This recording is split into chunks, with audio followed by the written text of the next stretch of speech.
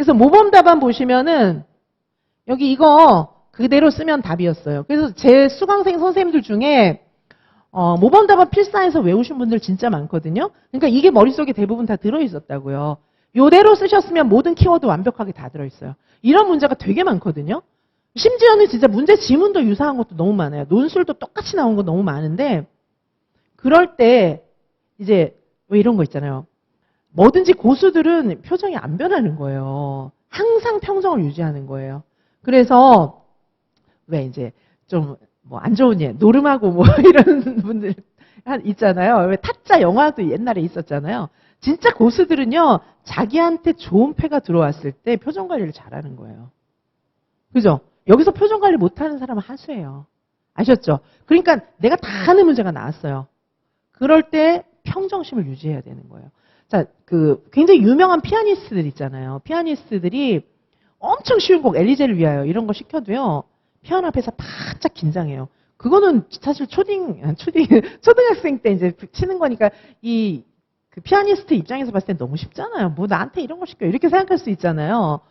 그런데 이제 뭐 그렇게 쉬운 곡은 잘 연주를 안 하겠지만은 그래도 이제 요청이 온다거나 연주할 일이 있잖아요. 제가 그런 걸 봤어요. 너무 쉬운 곡을 연주하는데 딱 집중하고 마치 막 진짜 어려운 곡 연주할 때처럼 그렇게 집중하고 피아노를 쳐요.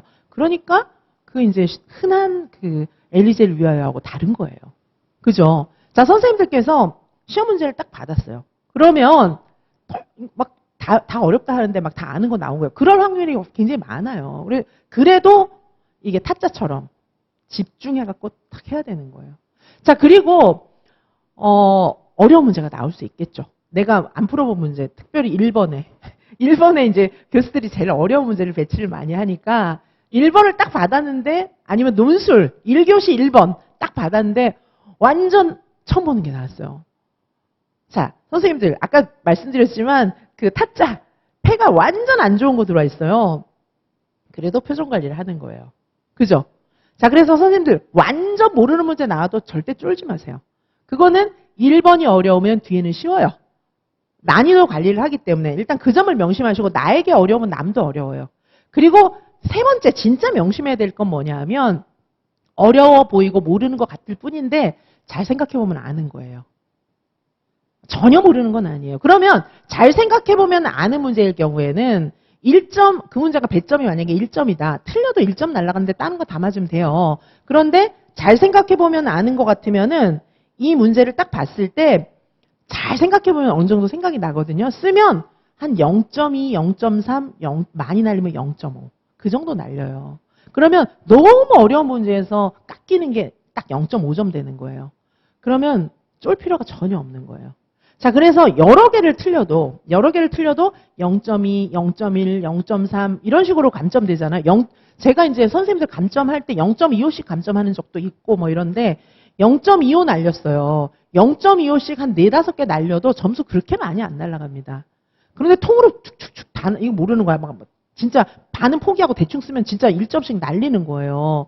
근데 그게 진짜 모르는 게 아니란 말이에요. 우리는 문제를 워낙 많이 풀고 모범 답안 외우고 막 별걸 다 하잖아요. 그래서 문제 풀 수 있는 능력이 웬만하면 좋아요. 그래서 정신을 딱 가다듬고 두 가지를 명심하시기 바라겠습니다. 문제를 풀 때 모르는 문제가 나왔을 때예요. 잘 모르는 문제가 나와서 이거 뭘 쓰는지 모르겠다. 이럴 때 몇 가지를 문제를 풀 때 첫 번째 명심하셔야 될 거는, 일단은 어떤 문제가 됐든지 간에 문제를 정확하게 읽어야 되겠죠. 정확하게 읽기. 뭘 묻고 있는 거지? 정확하게 읽어야 돼요. 뭘 묻고 있는지 이걸 일단 파악해야 돼요. 그런데 이제 알면 쓰시면 되고, 이제 잘 모르는 게 문제잖아요. 자, 그러면 두 번째는 뭐냐 하면, 그런데 문제를 딱 읽을 때 저희처럼 문제를 많이 푼 경우에는 어떤 단어들이 막 이렇게 머릿속에 떠올라요. 아무리 어려운 문제도 딱 읽으면 이거 아닐까? 이런 게 떠오르는데 그게 답이에요. 그게 답일 가능성이 99%예요. 근데 이제 우리는 모르는 건 낫다. 이 생각을 딱 하고 포기하고 쓰는 거예요. 그러면 점수를 1점을 다 날려요. 그러니까 우리는 진짜 많은 문제를 제가 다 풀려드렸거든요. 그게다가 복습하고 반복하고 난리가 났기 때문에 모르는 문제가 나올 가능성은 없어요. 다 아는 문제예요. 그런데 용어라든지 표현이라든지 사례라든지 이런 게 조금 이제 내가 풀어본 문제 유형하고 좀 다를 수는 있잖아요. 그러면 절대 선생님이 모르는 문제가 없다는 사실을 인지를 딱 하시고 내가 아는 거라는 생각을 하고 접근을 하셔야 돼요. 그래가지고 그때 떠오르는 단어들 있잖아요. 그때 떠오르는 키워드 단어들은 진짜 답이에요. 대부분 그래요. 자, 그래서 일단 그 다음에 두 번째로 생각하실 건 뭐냐 하면은 내가 쓰고자 하는 키워드를 나열을 해보잖아요. 그러면 그 키워드가 다 들어가면 답이 돼요, 사실. 그런데 어떻게 하냐면 그 다음에는 내가 지금 무슨 말을 쓰고 싶은 거지? 내가 뭘 쓰고 싶은 거지? 이걸 생각해 보세요. 내가 뭘 쓰고 싶은 것이지? 이거 두 가지를 생각을 하셔야 돼요. 그래서 이거를 딱 조합을 해가지고, 그래서 전제가 되는 건 절대 포기하지 말아야 돼요. 포기하고 쓰면은 답이 안 나와요. 포기하고 쓰면은 세상에 키워드가 다 들어가 있는데 이상한 말을 썼어요. 그럼 점수를 많이 날려요. 그리고 어떤 분은 안 써요. 안 쓰고 제가 왜 안 썼어요? 여러분, 교수님 저 이런 단어 들어가는 거 알았는데 아무래도 아닌 것 같아서 안 썼어요. 이런 분들 많거든요. 자, 그러니까 최대한 점수를 살리는 방법은 정확하게 문제를 읽고 그 다음에 이때 떠오르는 단어들이 있어요. 그거는 이제 이걸 아는 거예요. 아는 거예요. 그러면 그 단어들을 연결해서 내가 지금 이 단어들을 떠올리면서 뭘 쓰고 싶어 하는 거지? 요거 두 개를 잘 조합해가지고 답을 최선을 다해서 6하원칙에 맞게 내가 하고자 하는 말을 정확하게 쓰시면 어떤 경우에는 다 맞춰요. 작년, 재작년 다 마찬가지로 저희가 이제 합격생 선생님들이나 수석하신 분들 있잖아요. 그런 분들은 실수 안 하는 건 물론이고 기본이에요. 실수한다 이러면 이 완전히 풀려 있는 거예요. 이 마음 상태가 풀려 있는 거예요. 실수를 안 하는 건 물론이고요. 모르는 문제까지 생전 처음 보는 내용까지 유추해서 이렇게 쓰고 나와요. 그래서 점수를 풀로 다 받는 경우도 있고 약간 감점인 경우도 있어요. 그렇게 해서 1등 하는 거예요. 자, 그래서 선생님들 제가 지금 많은 선생님들을 만나고 있는데 개인지도 오늘 아침에도 개인지도 하고 막 이렇게 왔는데 저랑 공부하시면서 진짜 얼마 안 된 분들도 제가 시킨 대로 하는 분들은 잘합니다.